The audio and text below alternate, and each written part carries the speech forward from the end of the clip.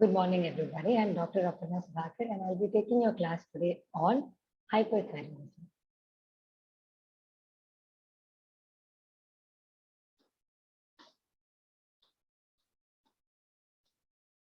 So to begin with, we'll discuss a little bit about the thyroid gland. The thyroid gland is one of the endocrine glands, one of the glands which develop very early in the embryological life. It is present in the anterior aspect of the neck, and it has two lobes which are connected by an isthmus. And it secretes three important hormones. To name them, they are the T3 and T4 hormones, or triiodothyronine and thyroxine hormones, and a peptide hormone which is known as calcitonin. And as you know, the thyroid hormones are involved in the body metabolic activities, whereas calcitonin is involved in calcium metabolism. Now, the thyroid gland is stimulated by TSH, which is secreted from the anterior pituitary gland, which is thyroid stimulating hormone, which is in turn stimulated by thyrotropin releasing hormone from the hypothalamus. So, TSH is also known as thyrotropin, and this thyrotropin is regulated by thyrotropin releasing hormone from the hypothalamus. And as you all know, the pituitary gland is known as the master gland.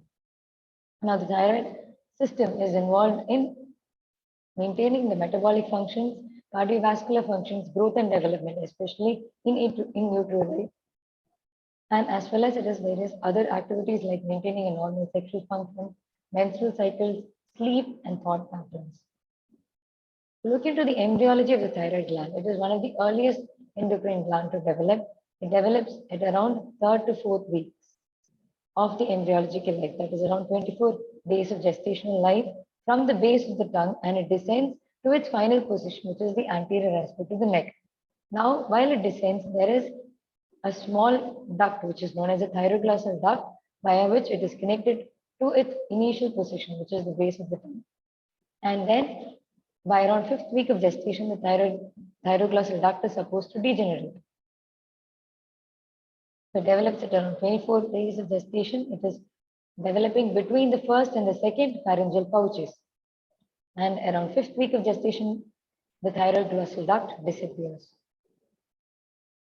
Now, if you look into the structure of the thyroid gland, so what we discussed was the embryology. Now we look into the structure of the thyroid gland. It is consisted of two lobes connected by a narrow isthmus. And on the posterior aspect of the thyroid gland, we have parathyroid glands, two pairs of parathyroid glands. And the thyroid follicle is the functional unit of the thyroid gland. Now, if you look at the structure of a thyroid follicle, it has a colloid and it is surrounded by the thyroid follicular cells. So it is within this colloid where the thyroid hormones are stored and released when needed upon. And between the follicle cells, we have something known as parafollicular cells or C cells, which secrete calcitonin. So the thyroid follicle secretes T3 and T4, whereas the parafollicular cells of the C cells, they secrete calcitonin. Now, to look into the physiology or to the development or release of the thyroid hormones. The thyroid follicular cells, they form the structural unit of the thyroid gland, and they release T3 and T4, that is triiodothyronine and tetraiodothyronine thyroxine, respectively. Now, for the synthesis of thyroid hormones, we require an important component, which is iodine. Iodine in the form of iodide is taken upon by the thyroid follicular cells via the sodium iodine symporter. With each molecule of sodium which is entering into the cell, one molecule of iodide also enters. As soon as it enters, it is transported across the basolateral membrane via this transporter, which is known as pendrin, which is a very important transporter to remember. This pendrin transports iodide into the colloid. Inside this colloid, it is oxidized into iodine, which is a much stable as well as a more effective molecule for forming or synthesis of thyroid hormones. This iodine is incorporated into a protein which is known as thyroglobulin, which is present in abundance within the follicular colloid. This contains the precursor of thyroid hormones. This iodine is incorporated in the thyroglobulin to produce molecules known as monoiodotyrosine and diiodotyrosine, which then couples with each other to form T3 and T4. This T3 and T4 containing colloid is taken upon by the cell by endocytosis, and it is released as and when required. And the predominant hormone which is released from the thyroid follicle, around 90% is T4 and around 10 to 20% is T3. Whereas the most active form, metabolically active form is T3. So therefore, in the periphery, T4 is deiodinated to T3. During this coupling process, there is also a hormone known as reverse T3, which is produced in smaller amounts. So if you see in this picture again, iodide is taken up by sodium iodine symporter or co-transporter, which is transferred across the basal-arterial membrane by pendrin, and it is converted into iodine by oxidation, and it incorporates within the thyroglobulin to form monoiodide, iodotyrosine and diiodotyrosine molecules, and which couples among each other to form T3, T4 as well as reverse T3 in smaller amounts, and it is released into the circulation as and when required. So the main enzyme which is involved in this iodination process, oxidation, coupling as well as organification is thyroid peroxidase. Remember this hormone because antibodies produced against this hormone can result in either Hashimoto's or Graves' disease. Once thyroid hormones are released into the circulation, it is mainly bound and transported in the form of as bound with albumin, thyroid binding hormone or transthyretin. Only a small proportion exists in the circulation in the free form. Okay, so this is a similar pictorial representation of the thyroid hormone synthesis and how it is released and what is the predominant hormone which is released and how it is bound to three important binding proteins. The thyroid hormone synthesis is being regulated, as we already discussed, by TR is released from the hypothalamus and TSH, which is in turn released from the anterior pituitary. There is a negative feedback loop. T4 and T3, when they are present in excess, go and inhibit the release of TRH from the hypothalamus and TSH from the anterior pituitary respectively. The only hormone which has a positive reinforcement is oxytocin, whereas all the other hormones which are released have a negative feedback to the pituitary as well as to the hypothalamus. Now, hypothyroidism first, let's look into that. Hyperthyroidism is a state in which the thyroid gland is overfunctioning, whereas a state in which there is excess amounts of T3 and T4 is known as thyrotoxicosis. The hyperthyroidism always results in thyrotoxicosis, whereas not all thyrotoxicosis is due to hyperthyroidism. So this is one point which you have to remember. And the most common cause of thyrotoxicosis is primary hyperthyroidism caused by Graves' disease, then by multinodular goiter, and then by toxic adenomas. So here is a picture where you see multiple nodularity within the thyroid gland, which is also known as multinodular goiter. Whereas in Graves' disease, you have a diffusely enlarged goiter. So primary hyperthyroidism, most commonly caused by Graves' disease, followed by toxic multinodular goiter, solitary adenomas which become toxic. This is the most common cause of thyrotoxicosis. So you have to remember that thyrotoxicosis is a state of excess T3, T4, whereas hyperthyroidism is due to an overfunctioning thyroid gland. You also have conditions where you have thyrotoxicosis, but the thyroid gland is not overfunctioning. That is thyrotoxicosis without hyperthyroidism, as well as secondary hyperthyroidism, where the pituitary and the hypothalamus are the causes for hyperthyroidism and not the thyroid gland per se. Now, Graves' disease is seen in this age group and mostly among women. Like all autoimmune disorders, women have a high prevalence. Graves' disease, where you have a diffusely enlarged goiter. So these are the aspects which we are going to cover with respect to Graves' disease. The introduction, etiology, pathogenesis, clinical presentation, the laboratory diagnosis, and the treatment. So to begin with, Graves, it is named after the doctor Robert James Graves, who initially discovered or identified various cases where there was goiter with exophthalmos. At the same time, in Germany, another scientist known as Basedow independently described symptoms of Graves' disease. So it is known as Basedow disease or Graves' disease. And the etiology has now been identified to be due to autoimmune process. It is also known as exophthalmic goiter because Graves' disease is associated with characteristic eye signs. So this is one of the most common causes of thyrotoxicosis, characteristically seen among women in the age group of 23 years. There are certain genetic predisposition to the development of Graves' disease. To name a few, stress, smoking also have been found to have association with the development of Graves' disease. The postpartum period, which has a higher proportion or prevalence of autoimmune diseases, is another condition, another situation where you have a higher prevalence of development of Graves' disease. Now, the autoantibodies are the main players or main pathogenesis of Graves' disease. And to name the main autoantibodies, they are thyroid stimulating immunoglobulins, thyroid growth immunoglobulins, TBI or thyroid binding inhibiting immunoglobulins. They bind to the TSH receptor and cause it to be automatically stimulated uncontrollably.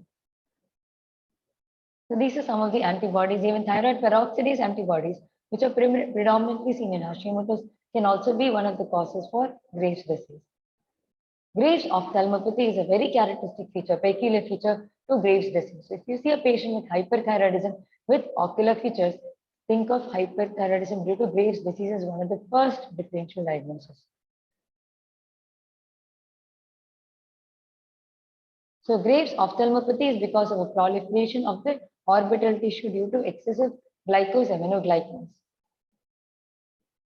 So in this picture, you see there is a diffuse enlargement, diffuse goiter. There are certain eye signs. There is mixed edema, which is a pretibial mixed edema. And you also see clubbing, which is also known as Graves' acropathy. Now, if you look at the clinical presentation, in the elderly age group, again, apart from the 20 to 50 age group, we can also see it above 60 years, where they do not present with the characteristic features of hyperthyroidism, and they usually present with fatigue, apathy, and atrial fibrillation. This is known as apathetic thyrotoxicosis. So Graves' ophthalmopathy as well as pretibial mixed edema are peculiar to Graves' disease, which is a non-pitting type of edema. If you look at the features of Graves, they are similar to those which are seen in thyrotoxicosis, which are symptoms of hyperactivity, irritability, excessive sweating, palpitation, heat intolerance, fatigue, weight loss despite a good appetite, diarrhea. In females, you see oligomenorrhea. Whereas when you look at the clinical signs, you'll see that there is tachycardia, atrial fibrillation as a presentation in elderly, tremors, goiter, which is a diffuse goiter, firm enlargement of the thyroid gland, warm, moist skin. In hypothyroidism, you see that the skin is cold and clammy, whereas in hyperthyroidism, you find that the skin is warm and moist. There is proximal myopathy, which is a common feature to hypothyroidism as well. There are certain characteristic ocular features like lid retraction, lid lag, staring gaze, which are peculiar to Graves' disease. So these are pictorial representations to sum up the clinical signs and symptoms. There is exophthalmos, hence it is also known as exophthalmic goiter. There can be tachycardia, there is a diffusely enlarged thyroid gland. In females, there is oligomenorrhea, diarrhea, nervousness, irritability, heat intolerance, tremors, muscle weakness, proximal myopathy. These are characteristic features. In these pictures, you see in picture A, there is goiter, there is exophthalmos in picture B with a staring gaze. There is loss of convergence. There is absence of the forehead creases, which are again features of Graves' ophthalmopathy. There is this orange skin appearance, a pretibial mixed edema, which is again known as thyroid skin changes, very characteristic to Graves. Again, to show the clinical features of Graves' disease. If you look at the clinical presentation, again, this is what we already discussed in the pictorial representations. The skin is warm and it is moist. There is heat intolerance, whereas you have cold intolerance in hypothyroidism. There is diarrhea here, whereas there is constipation in hypothyroidism. Women face oligomenorrhea, whereas menorrhagia is in hypothyroidism. So this is a cartoon to represent, to sum up the clinical features of hyperthyroidism. You have brittle hair both in hypo and hyperthyroidism, muscle wasting, proximal myopathy in both hypo and hypothyroidism. Finger clubbing or thyroid acropathy is characteristic to Graves. Pretibial mixed edema, again characteristic to Graves. Graves' ophthalmopathy, again characteristic to Graves' disease. Graves' ophthalmopathy begins with these signs. So very characteristic signs, and this is the age-old mnemonic to remember the signs, which is known as no specs. You have no signs or symptoms in grade 0. Not necessary that the patient should present with a characteristic progression from 0 to 6. The patient can present in any of these stages. Grade 1, where there are only signs like lid retraction, lid lag, and the signs which we will discuss known as von Graffi sign, Dalrymple sign, Stellwax sign, Geoffroy sign, and Nevius sign. So only these signs are present, whereas no symptoms are there in grade 1. Stage 2, where there is soft tissue involvement in the form of periorbital edema that you can see in this picture. Proptosis or protuberance of the eyeball, which is stage 3.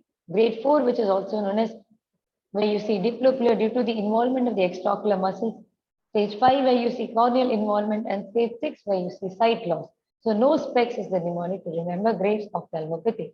Now to look at the signs of Graves' disease, you have Dalrymple sign, where there is a retraction of the eyelid, the upper eyelid.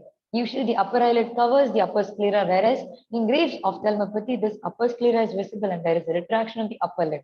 Von Graffi sign, where there is a lid lag, a very characteristic sign. The patient is asked to look up and then gradually look down with an just use your finger to make the patient look down, and you'll find that the patient's upper eyelid lags and the upper sclera is visible on downward gaze. Rosenbach sign, which are fine tremors of the upper eyelid when the eyelids are closed. Stellwax sign, which is a staring gaze. There is infrequent blinking. Nevius sign, where there is an inability to converge. When you check accommodation, just like you check accommodation, you ask the patient to converge the eyeball, there is a failure to do so. Geoffroy sign, as patient is asked to look up or to frown, there is an absence of the forehead creases. So these are pictures to sum up the ocular features of Graves. There is absence of forehead creasing, difficulty on convergence, which is Nevius sign. There is a staring gaze, which is Stellwax sign. There is upper eyelid, which is visible, known as Dalrymple sign, a lid retraction. When the patient is asked to look down during downward gaze, there is a delay of the upper eyelid to follow the eyeball, which is known as lid lag, or characteristically the von Graffi sign. The proptosis, exophthalmos, periorbital edema, extraocular muscle involvement, corneal involvement, sight loss. These are all features of Graves' ophthalmopathy. To look at the skin changes, they are known as characteristically orange skin appearance or pretibial mixed edema. There is also clubbing, which is seen in less than 1%, which is known as thyroid acropathy. So this is thyroid dermopathy and this is thyroid acropathy. Ocular features of Graves. Now to sum up the clinical features, they are all very characteristic to Graves' disease. All these points to be remembered. So this is our picture to compare and contrast hypothyroidism and hyperthyroidism. Hair loss, fatigue, and insomnia are common to both, to remember. Now, how do I diagnose Graves' disease? A patient comes to the OPD or to the casualty with these above symptoms. How do I diagnose? To come to a diagnosis, the first test would be to do a TFT, or the thyroid function test. A free T3, free T4, and TSH is what we order. You can also look at the thyroid antibody levels, thyroid receptor, TSH receptor antibodies or TRAB antibodies. Thyroid peroxidase antibodies are very important antibodies for diagnosis.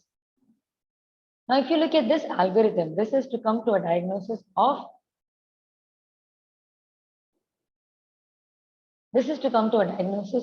thyrotoxicosis. So if you see a patient presenting with symptoms of thyrotoxicosis, first check the TSH and free T4. If TSH is low, T4 is high, it is primary thyrotoxicosis. Look for features of Graves' attempt, then you come to the diagnosis of Graves' disease, which is a more clinical diagnosis. If there are no features of Graves', there is ophthalmopathy, dermopathy, acropathy are absent, you think of multinodular goiter or toxic adenoma when there is no diffuse enlargement, but rather a nodular enlargement or a single nodule. You look at the radionucleotide scan. If there is decreased, if there is a diffuse uptake, multinodular goiter. If there is, then otherwise it is toxic adenoma, which we will discuss in the subsequent classes. What is our focus for this class is Graves' disease. If TSH is low, but T4 is normal, it is subclinical hyperthyroidism. You have to follow up the patient in a period of 1.5 to 2 months.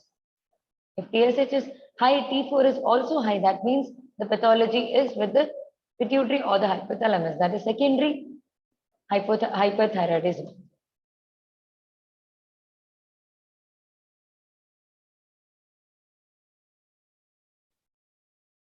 Okay. Depending upon the antibody levels, Graves' disease can alter between hyper and hypothyroidism. Now, to look at the treatment, very, very important. Treatment aims primarily to reduce the levels of the thyroid hormone and also to reduce the thyroid tissue. To reduce the levels of the thyroid hormone, what you do is to give antithyroid drugs. What are the antithyroid drugs that we know most commonly use? The earlier drug known as propylthiouracil and the current drug of choice, which is carbimazole. Now, to reduce the thyroid tissue, you can either opt for surgery in the form of subtotal thyroidectomy or total thyroidectomy or lobectomy or radioiodine therapy. To look at the antithyroid drugs are predominantly functioning by inhibiting the thyroid peroxidase enzyme, which is important for oxidation, coupling, iodination. Propylthiouracil was the earlier approved drug. Now it is used only in scenarios where there is allergy to carbimazole. Patient cannot tolerate carbimazole in the first trimester of pregnancy, as well as in a condition which is known as thyrotoxic crisis or thyroid storm. So carbimazole or neomercosol, which is the commonly used brand, it is converted to the active drug methimazole once it is taken orally. Its main function is to inhibit the thyroid peroxidase enzyme. It has lesser side effects compared to propylthiouracil, and it has a smaller or longer duration of action. So lesser frequency of drug administration, greater compliance. So now it is the first line of drug or the choice drug currently. Propylthiouracil, as we already described, is used only for the first trimester of pregnancy in conditions where there is severe allergic reactions to carbimazole or in thyroid storm. Propylthiouracil has an additional function of preventing the peripheral conversion of T4 to T3, hence the use in thyroid storm. It has a more frequent usage, that is, it is used usually thrice a day. Now, the most important disadvantage or side effect of propylthiouracil is the propensity to develop hepatitis and fulminant liver failure and agranulocytosis, or by suppressing the bone marrow. It was very early on approved by the FDA. Again, both these drugs are taken orally. Okay, now once you start treatment, you follow up the patient. You check the TFT levels again after a period of 1.5 to 2 months. And our focus is primarily the T4 levels.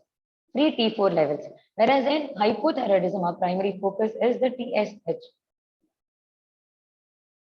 So dose of the drug is usually starts at around 2.5 milligram, given twice or thrice a day, carbimazole to 10 milligram given up thrice a day.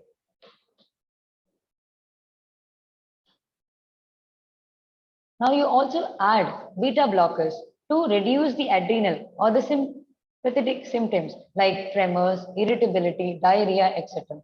Propranolol, which is a non-selective beta blocker, is the drug of choice.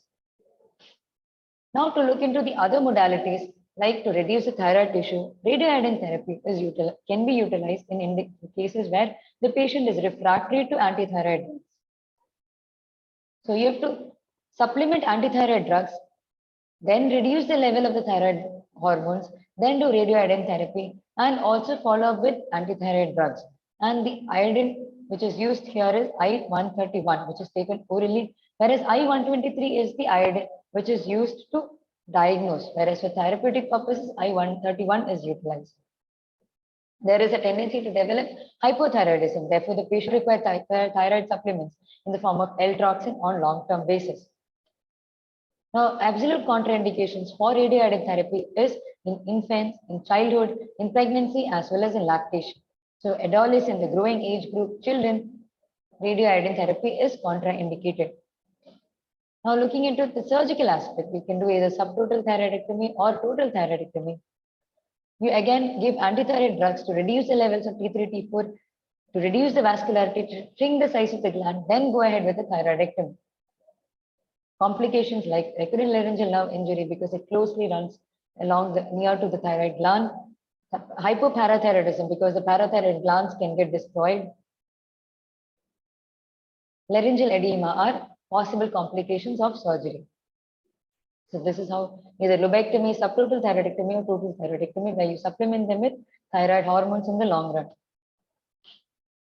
In pregnancy, the drug of choice is propylthiouracil. In children, radioiodine therapy is contraindicated, whereas in thyroid storm, again, propylthiouracil is the drug of choice. In pregnancy, during the postpartum period, there is a chance of exacerbation, or there is a chance of increase in symptom Graves' disease, or the thyroid antibodies can decline in pregnancy. So there is a chance that where we can stop treatment in the last trimester. So our aim is to maintain the 3T4 levels in the upper limit of normal and not to strictly control and reduce it to below normal levels. There is a risk of development of fetal or neonatal thyrotoxicosis due to the transplacental transfer of the antibodies. Breastfeeding is safe with low dose of antithyroid drugs.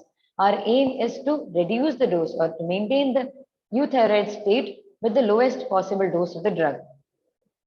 Postpartum period carries a major risk of relapse of Graves' disease.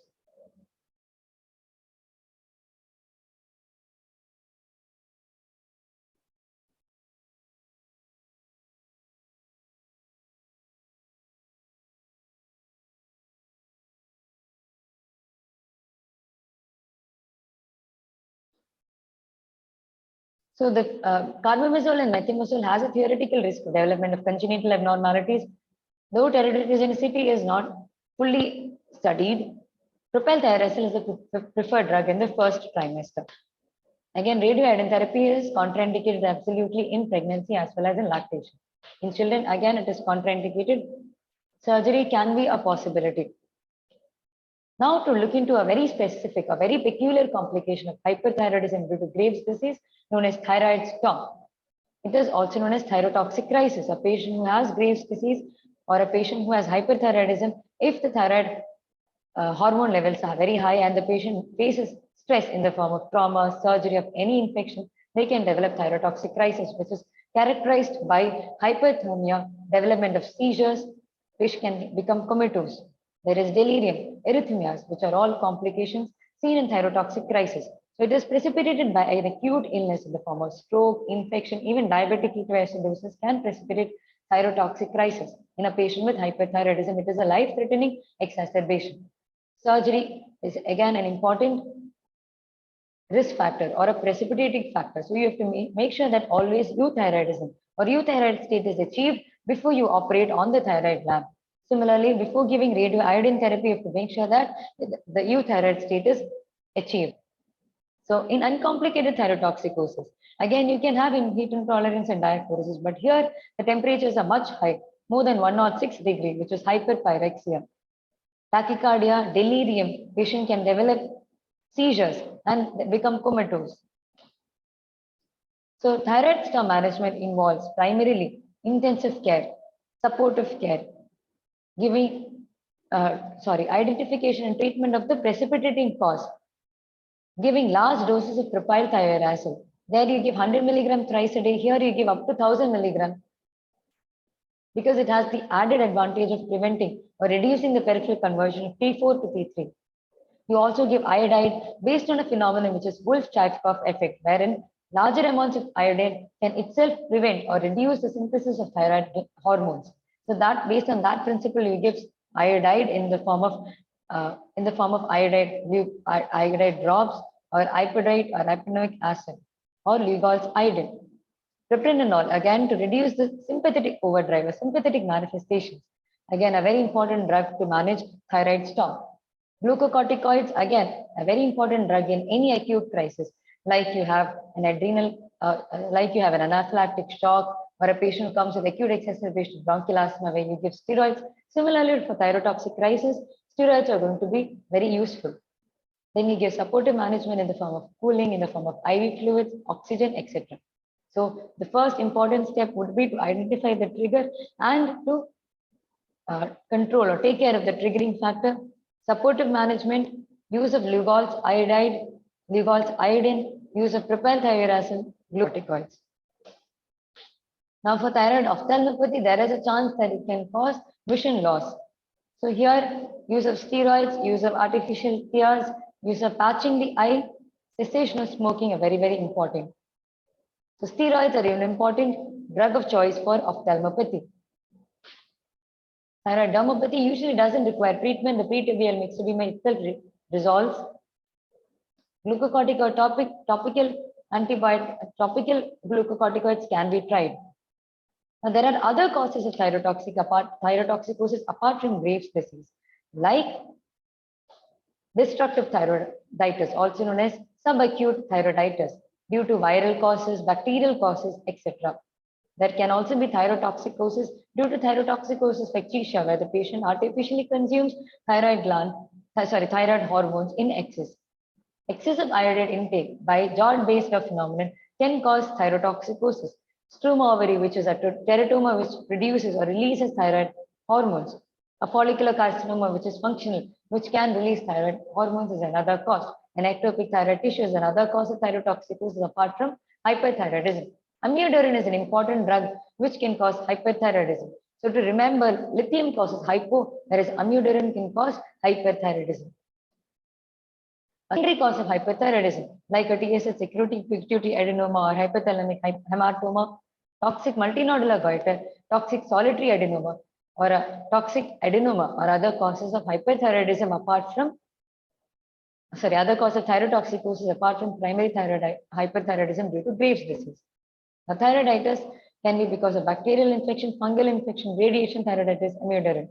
Subacute thyroiditis or silent thyroiditis in the postpartum period, viral or bacterial causes, drug-induced like amiodarone, and are other causes of thyroiditis. Acute thyroiditis, it is due to a suppurative infection of the thyroid gland, patient presents with pain in the thyroid gland, lymphadenopathy, fever, dysphagia, where you see an elevated WBC count, you see that the TFT is normal, you see that the ESR is elevated. FNEC will show features of thyroiditis. Here, the treatment of choice will be antibiotics and not antithyroid drugs. This has to be remembered. So, usually a child presents with fever similar to a viral flu, pain over the thyroid gland, which you mistake for a sore throat. Treated with antibiotics, it resolves on its own. Very less likely that it leaves behind hypothyroidism. Subacute thyroiditis, also known as dequervence thyroiditis or viral thyroiditis, due to probably Epstein-Barr virus, mumps, echovirus, Coxsackie virus, etc. Here again, antibodies are produced.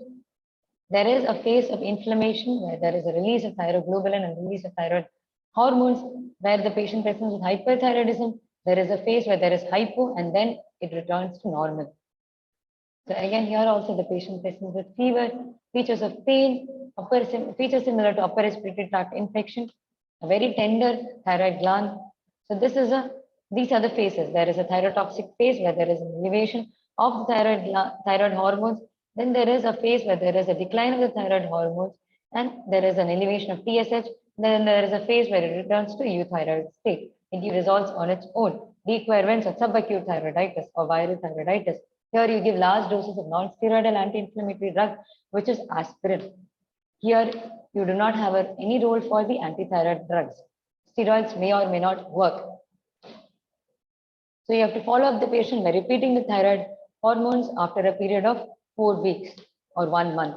Painless thyroiditis or postpartum thyroiditis, because the thyroid, there is a high chance of autoimmune antibodies to be produced during the postpartum phase or during the pregnant phase. This develops. So you find that there is high levels of autoantibodies. Patient goes through phases of hyperthyroidism, that is thyrotoxicosis, hypothyroidism, finally to the normal euthyroid state. You find that there are excessive amounts of the thyroid peroxidase or thyroid receptor, TSH receptor antibodies. Hashimoto's thyroiditis can also cause hyper in the early phase. So that is all for today's class.